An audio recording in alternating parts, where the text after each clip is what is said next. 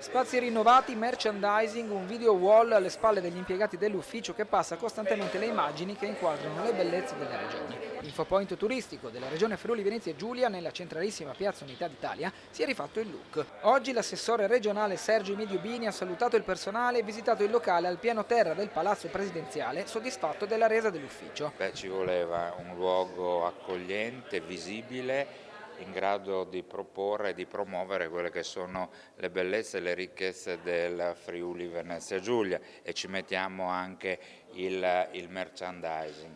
Aperto ora, gli operatori mi hanno detto che già in queste prime ore di attività nella nuova sede le telefonate, le richieste di informazioni da parte dei turisti sono molte, quindi un restyling che sta interessando un po' tutti i punti di informazione turistica della regione Friuli Venezia Giulia, Trieste, ma non solo Trieste. Stiamo rendendo belli ed accoglienti un po' tutti gli infopoint che gestiamo come Promoturismo. Il biglietto da visita, per chi ne avesse bisogno, riflette quelli che sono i dati costantemente in crescita in questi anni dell'afflusso turistico in tutta la regione, con particolare concentrazione d'estate nelle località balneari, ma anche in città attrattive come Trieste. Il dato che mi hanno portato ultimo parla nel 25, in questi primi mesi del 25, di un ulteriore più 14% rispetto all'anno dei record, quindi sta andando tutto molto bene, Quindi